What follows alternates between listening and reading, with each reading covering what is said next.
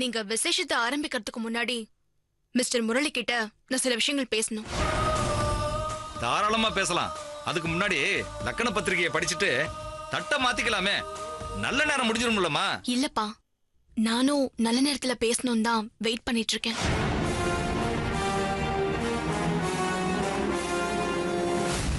நான் சொல்ல போற விஷயத்துக்காக இங்க இருக்கிற பெரியவங்க கிட்ட எல்லாம் மன்னிப்பு கேட்டுக்கிறேன். எனக்கு முரளியை பிடிக்கல.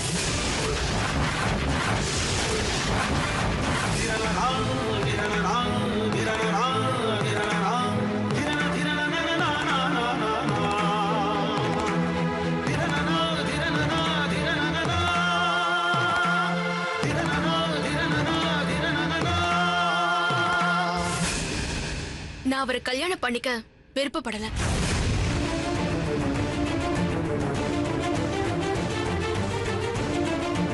அம்மா சுப்புலட்சுமி, என்னாச்சு உனக்கு?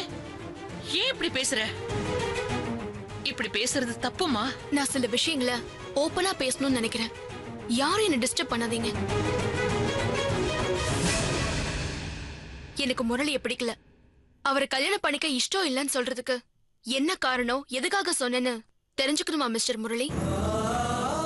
ஆரம்பத்துல கோவில்ல என்ன பார்க்க வந்துட்டு என்ன பார்க்காமலே அவாய்ட் பண்ணிட்டு போனீங்களே, அதுக்கு என்ன காரணம் இருந்ததுன்னு உங்களால சொல்ல முடியுமா முரளி?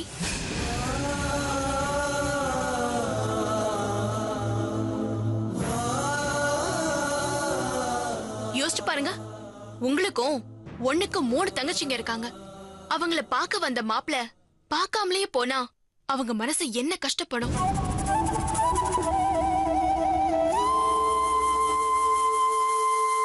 என்னெல்லாம் நெகட்டிவா இருக்கும்னு யோசிச்சு பாத்தீங்களா?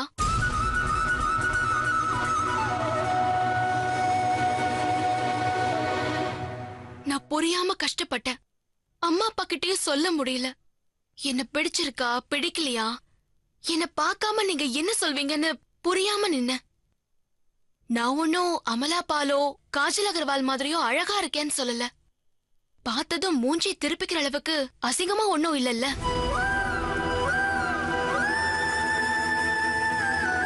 அந்த டைம்ல நீங்க ரொம்ப ஷை டைப்பா இருப்பீங்கன்னு நினைச்சேன். ஆனா மனசுல ஒரு பொண்ண நினைச்சுக்கிட்டு என்ன உங்க தங்கச்சியோட வற்புறுத்தலுக்காகத்தான் பார்க்க வந்தீங்கன்னு தெரிஞ்சப்போ இப்ப நீங்க ஷாக் ஆனீங்களே, அத மாதிரிதான் ஷாக் ஆன. சுபு, என் அண்ணனை பத்தி தப்பா பேசாத. அவர் அந்த மாதிரி ஆள் இல்ல. யார் பேசினாலும் பரவாயில்ல, நீங்க பேசாதீங்க பிருந்தா. நடந்த அத்தனை தப்புக்கும் நீங்களும் ஒரு காரணம். நீங்களே சொல்லுங்க முரளி, மனசுல ஒரு பொண்ணை நினைச்சுக்கிட்டு இன்னொரு பொண்ணை வற்புறுத்தலுக்காக பார்க்க வரதுக்கு நான் என்ன விளையாட்டு பொருளா?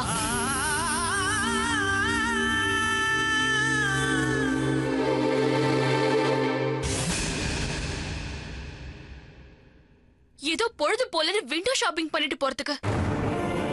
அதுக்கப்புறம் இந்த பிருந்தா என்கிட்ட அண்ணனுக்கு பிறந்தநாள் வாழ்த்து சொல்லுங்கன்னு உங்க நம்பர் கொடுத்தப்போ பண்றதுக்கு ஹெசிடேட் பண்ண. ஆனா இவங்க தான் சொன்னாங்க, ஆக்சுவலா உங்களுக்கு என்ன பிடிச்சிருக்கு, ஆனா நீங்க யார்கிட்டயும் அதிகமா பேச மாட்டீங்க, ரிசர்வ் டைப், நீதான் பேசி மாத்தணும் அப்படின்னு சொன்னாங்க.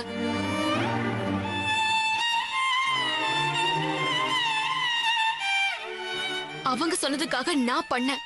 அன்னைக்கு நீங்க எப்படி ரியாக்ட் பண்ணீங்க? நியூ இயர் அன்னைக்கு முகம் தெரியாத எத்தனையோ பேர் விஷ் பண்றப்போ பதிலுக்கு நாமளும் விஷ் பண்றோம். ஹோட்டல்ல யாருக்காவது பர்த்டே பார்ட்டி நடந்தா ஒரு ஸ்ட்ரேஞ்சரா நமக்கு வாழ்த்து சொன்னா பதிலுக்கு நாமளும் தேங்க்ஸ் சொல்றது இல்ல? நீ யாருன்னு முகத்தை திருப்பிக்கிட்டா போறோம். ஆனா அன்னைக்கு நீங்க என் மேல எந்த காரணமும் இல்லாம எரிஞ்சு விழுந்தீங்க. முகத்துல பலார்னு அரைஞ்சது போல உங்களை எனக்கு பிடிக்கல, போன் பண்ணாதீங்கன்னு போனை கட் பண்ணீங்க.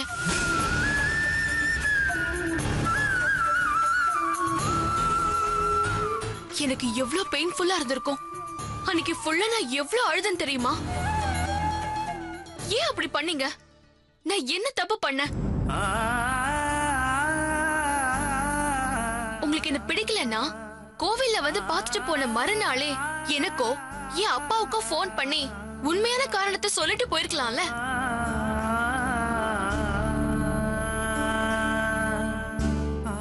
இல்ல என்கிட்ட சொல்லிருந்தீங்கன்னா உங்க உங்க தங்கச்சிங்க கிட்ட விஷயத்த சொல்லாம எனக்கு உங்களை பிடிக்கலன்னு சொல்லிட்டு போயிருப்பேனே. அந்த டீசன்சியும் கர்ட்டசியும் எனக்கு இருந்துச்சு. ஆனா அது உங்களுக்கு இல்ல.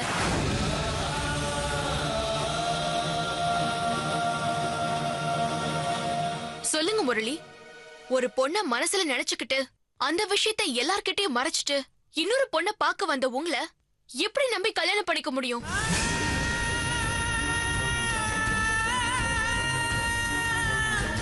நாளைக்கு கல்யாணம் பண்ணதுக்கு அப்புறம் திரும்பவும் இன்னொரு பொண்ண பார்க்க மாட்டீங்கன்னு எந்த நம்பிக்கையில உங்க கூட வாழ்க்கை நடத்த முடியும்?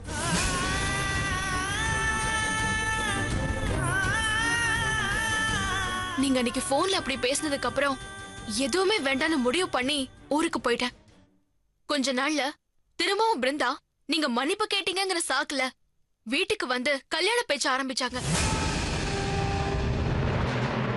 என்ன பிடிக்கலன்னு சொன்னவரு திரும்பவும் எப்படி கல்யாணத்துக்கு சம்மதிக்க முடியும்னு எனக்கு சந்தேகம் வந்துச்சு. இந்த நிமிஷம் வரைக்கும் எங்க அப்பா அம்மாவுக்கு தெரியாது. உங்களை பத்தி நான் விசாரிச்சப்போ அந்த பொண்ண பத்தின விஷயம் எனக்கு தெரிய வந்துச்சு.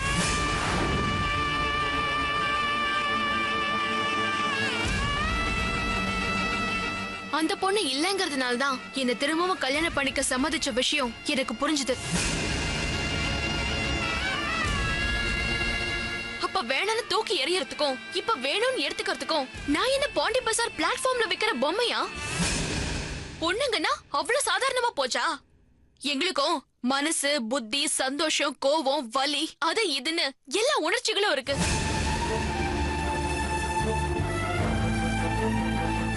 என்ன நீங்க அலட்சியப்படுத்தி ஒதுக்குனதுக்கு எந்த அளவுக்கு எனக்கு வலிய கொடுத்திருக்குன்னு உங்களால புரிஞ்சுக்க முடியுதா? என்ன சொன்னீங்க பிருந்தா? எங்க அண்ணா அப்படிப்பட்டவர் இல்ல, எந்த பொண்ணையும் ஏறெடுத்து பார்க்க மாட்டாருன்னு தானே சொன்னீங்க. இப்ப அவர் சொல்ல சொல்லுங்க, எல்லாரும் இதுலயும் சொல்ல சொல்லுங்க. நான் சொன்னது உண்மையா இல்லையான்னு சொல்ல சொல்லுங்க. ஏன் பேசாம இருக்கீங்க முரளி? பேசுங்க. அப்பதான் நான் முடிவு பண்ணேன், தப்பே பண்ணாம நம்ம அனுபவிச்ச வலியும் வேதனையும் தப்பு பண்ண நீங்க அனுபவிக்கணும். எல்லாரும் முன்னாடியும் இப்படி அசிங்கப்பட்டு நிக்கணும்னு நினைச்சேன்.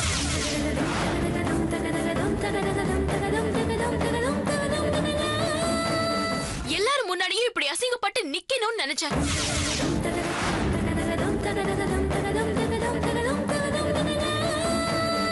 உங்களுக்கு தெரியாது முரளி, எல்லா பொண்ணுங்க மாதிரியும் நானும் அப்பா அம்மா ஆசீர்வாதத்தோட மனசுக்கு பிடிச்சவரை கல்யாணம் பண்ணிக்கிட்டு சந்தோஷமா வாழணும்னு நினைச்சேன். எப்ப எனக்கு இந்த மாதிரி நடந்துச்சோ அப்பவே எனக்கு இந்த கல்யாணத்தை பிடிக்காம போயிடுச்சு. உங்களை மட்டும் இல்ல, எனக்கு இந்த கல்யாணங்கிற விஷயமே பிடிக்காம போயிடுச்சு. கல்யாணம் பண்றதுல பயம் வந்துருச்சு. நீங்க என்ன முரளி என்ன பிடிக்கலன்னு தூக்கி எறியறது? நான் உங்களை பிடிக்கலன்னு ரிஜெக்ட் பண்றேன். எனக்கு உங்களை பிடிக்கல. எனக்கு இந்த கல்யாணத்துல துளி கூட விருப்பம் இல்ல.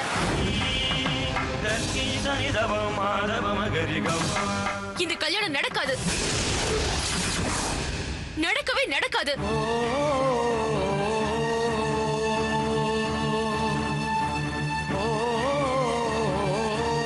தயவு செஞ்சு எல்லாரும் வெளியே போங்க, என்ன நிம்மதியா இருக்க விடுங்க. சுப்பு, சுப்பு நில்லுமா.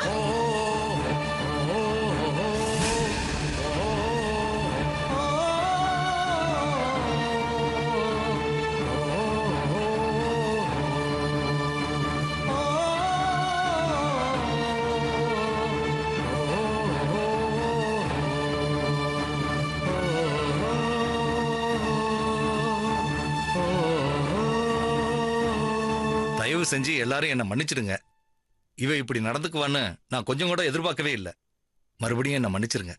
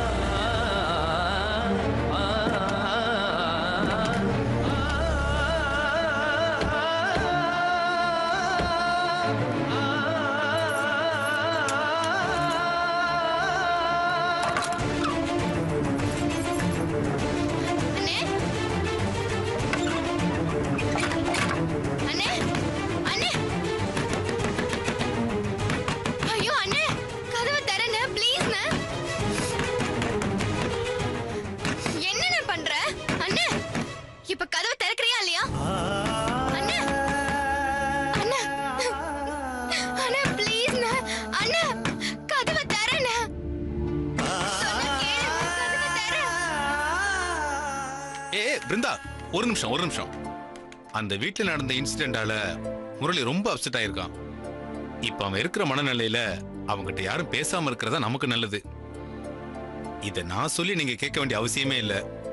முரளி மேல அன்பும் அக்கறையும் இருக்கிற உங்களுக்கு நான் சொல்றது புரியும்னு நினைக்கிறேன். ஏன்னா ஏற்கனவே வேதனையில இருக்கிற அவனை இன்னும் கஷ்டப்படுத்தி பார்க்க வேண்டாம். கொஞ்ச நேரம் அவனை தனியா விடுறது ரொம்ப நல்லது. அவன் நார்மல் ஆனதுக்கு அப்புறம் எது வேணாலும் பேசுங்க ப்ளீஸ். எதுக்கு பேசாம இருக்க சொல்றீங்க? அங்க நீங்களும் தானே இருந்தீங்க.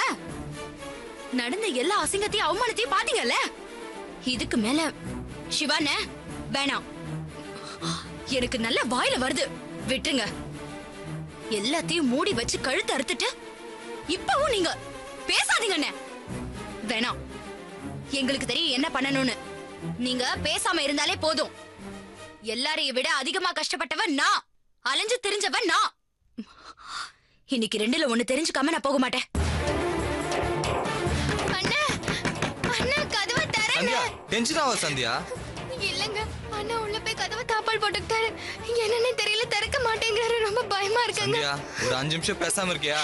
அனாவசியமா ஏதாவது கற்பனை பண்ணிக்கிட்டு ஏன் எல்லாரையும் கலவரப்படுத்துற? வந்து பேசாம உட்காரு.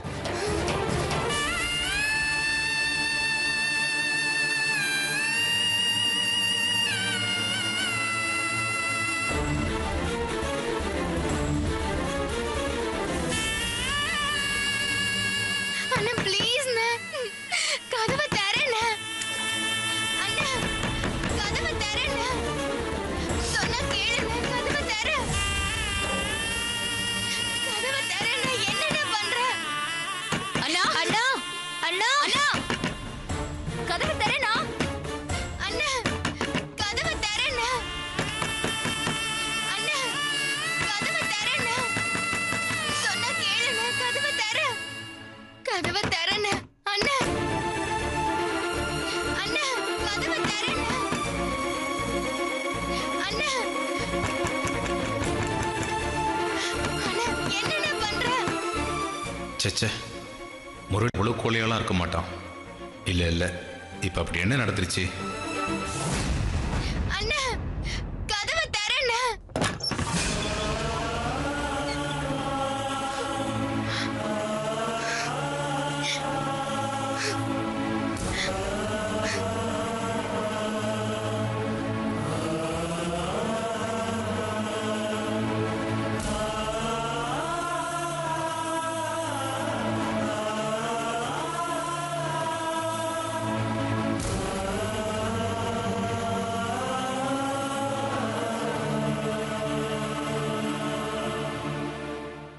எனக்காக எல்லா வேலையும் விட்டு வந்த உங்க எல்லாருக்கும் ரொம்ப தேங்க்ஸ்.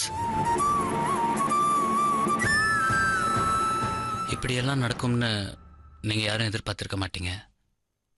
நானும் எதிர்பார்க்கல. இதுல என் மேல இருந்த கோவத்துல கேவலமா பேசி அத்தனை பேருக்கு முன்னாடி அவமானமா பேசின அந்த பொண்ணு மேல எனக்கு கொஞ்சம் கூட வருத்தமும் கோவமும் இல்லை. அவளுடைய கோபமும் நியாயம்னு பட்டுச்சு. ஆனா இந்த விஷயத்துல உங்க எல்லாரையும் கூட்டிட்டு போய் தலகுனிவு ஏற்படுத்தினது ரொம்ப கஷ்டமா இருக்கு. சொல்ல முடியாத அளவுக்கு பெயின்ஃபுல்லா இருக்கு, வலிக்குது. என்னுடைய ரிலேஷன்ஸுங்கிறது தவிர எந்த விதத்திலையுமே சம்பந்தம் இல்லாத உங்களை இப்படி ஒரு சங்கடமான சூழ்நிலையில நிற்க வச்சதுக்கு ஐம் சாரி. ப்ளீஸ் என்ன மன்னிச்சிருங்க. என்ன நான் பேசுற?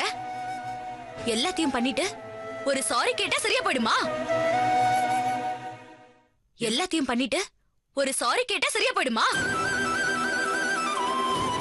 அந்த பொண்ணு எல்லாத்தையும் நிக்க வச்சு அசிங்கமா கேட்டாலே ஒன்னதுக்கு பதில் சொல்ல முடிஞ்சதா உன்னால? கூட பிறந்த தங்கச்சிங்க கிட்டயே பொய் சொல்றதுக்கு எப்படி உனக்கு மனசு வந்தது?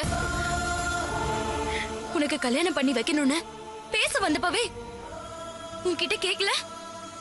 அப்ப சொல்லி தொலைச்சிருக்கலாம்ல. நீ தனியா இருந்து கஷ்டப்படுறியே, உனக்கு ஒரு நல்ல பொண்ணா பார்த்து கல்யாணம் பண்ணி வைக்கணும்னு எவ்வளவு கஷ்டப்பட்ட. கட்டின புருஷன்ல இருந்து மத்தவங்க வரைக்கும் என்னை எவ்வளவு கேவலமா பேசினாங்க, திட்டினாங்க. ஏன் நீ என்னென்னலாம் பேசி திட்டிருக்க? இனி வீட்டுக்கு வராதுன்னு எவ்வளவு கேவலமாலாம் பேசி திட்டிருக்க.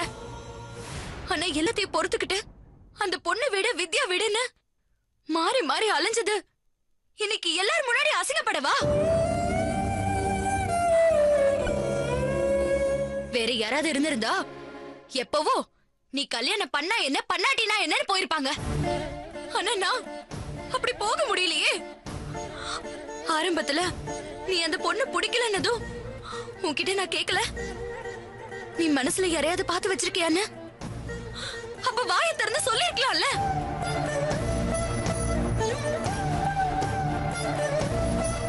என் அண்ணன் எதையும் மறைக்க மாட்டாருன்னு உன் மேல இருந்த நம்பிக்கையில தானே திரும்ப அந்த வீட்டுக்கு போய் பேசின. அப்ப அவங்க என்ன வாசல்ல நிக்க வச்சு இன்னைக்கு அந்த பொண்ணு கேட்ட மாதிரி வேலைக்காரிய விட கேவலமா பேசினப்போ பொறுமையா நின்னது உனக்காக, உனக்கு ஒரு நல்ல வாழ்க்கையை அமைச்சு கொடுக்கணுங்கிறதுக்காக தானே.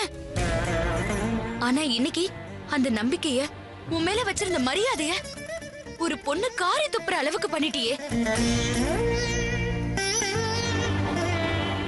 என் புருஷன்ல இருந்து மத்தவங்க வரைக்கும் என்ன வார்த்தைக்கு வார்த்தை கேவலமா பேச மாட்டாங்க. அந்த வித்யா கேட்க மாட்டா. உன் அண்ணன் அப்படி இப்படி நீயே உன் அண்ணன் லட்சணம் தான் சந்தி சிரிக்குதேன்னு எங்க போய் மூஞ்சிய வச்சுப்பேன்னு கேட்க மாட்டா. இந்த விஷயத்திலேயே இவ்வளவு மறைச்சிருக்கியே. இன்னும் எங்களுக்கு தெரியாம என்னென்னலாம் மறைச்சு எங்களை ஏமாத்தினியோ யாருக்கு தெரியும்?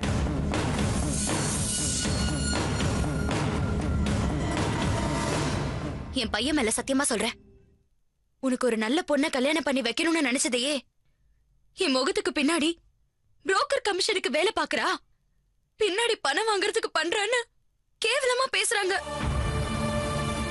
இங்க இருக்கிறவங்க என் புருஷன் பேசுனதெல்லாம் கேட்டா நீ தாங்க மாட்ட. அவ்வளவு கஷ்டப்பட்டது இப்படி கேவலப்பட்டு நிக்கிறதுக்கா?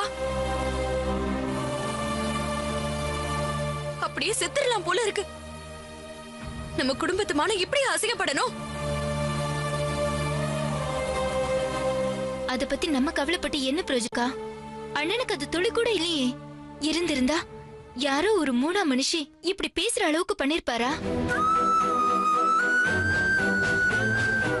அண்ணா ஞாபகம் இருக்கா, சந்தியாவுக்கு கல்யாணம் முடிஞ்ச கையோட உனக்கு உடனே கல்யாணம் பண்ணணும்னு நான் நம்ம மாமாவை வரவழைச்சு அவசர அவசரமா 4-5 பொண்ணுங்க போட்டோவை ரெடி பண்ணி வச்சு உன்னை வர சொன்ன.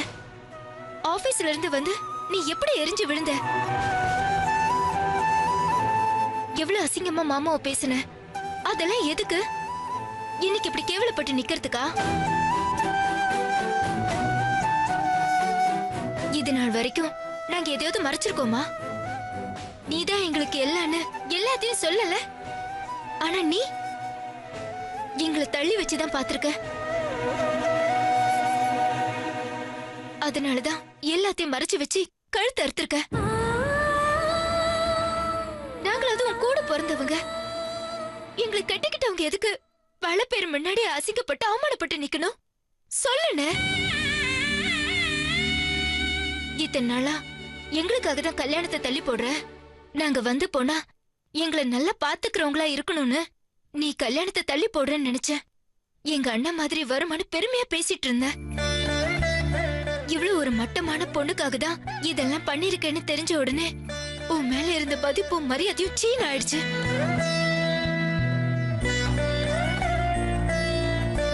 என்ன முரளி இப்படி பண்ணிட்டீங்க? I never expected this from you. உங்க தங்கச்சி கிட்ட சொல்ல தயக்கமா இருந்தா எங்க கிட்ட சொல்லிருக்கலாமே. இன்னைக்கு இந்த அளவுக்கு அசிங்கப்பட தேவையே இல்லையே. நானே உங்களை எத்தனையோ தடவை ஓப்பனா கேட்டிருக்கேன். அப்பெல்லாம் ஒண்ணு இல்லன்னு சொல்லிட்டு அங்க அந்த பொண்ணு கிளின்னு கிழிச்சதுக்கு ஒண்ணுமே ஆயிடுச்சுல. I am really ashamed of you Murali. இந்த விஷயத்துல ஆரம்பத்துல இருந்து ஏதோ தப்பா நடக்குதுன்னு மட்டும் எனக்கு பட்டுக்கிட்டு இருந்துச்சு. ஆனா நீங்களே தப்பா இருப்பீங்கன்னு நான் கொஞ்சம் கூட எதிர்பார்க்கல. உங்க டிக்னிட்டிய நீங்களே இவ்வளவு கேவலப்படுத்திருக்க வேணாம். நல்லது பண்ணணும்னு நினைச்ச என் ஒய்ஃபை இப்படி நீங்க அசிங்கப்படுத்திருக்க வேணாம். என்ன பேசினாலும் இவர்கிட்ட ஒரு பிரயோஜனமும் இல்ல. பண்றது எல்லாத்தையும் பண்ணிட்டு எப்படி எதுவுமே நடக்காத மாதிரி நிக்கிறாரு பாரு. அதெல்லாம் சூடு சொன்ன மானம் இருக்கிறவங்களுக்கு சொல்ல முடியாது. எல்லாத்தையும் தொடச்சு போட்டுட்டு இன்னும் ஒரு வாரம் கழிச்சு கல்யாணத்துக்கு பொண்ணு பாருங்கன்னு கேட்டாலும் கேட்பாரு. Stop it.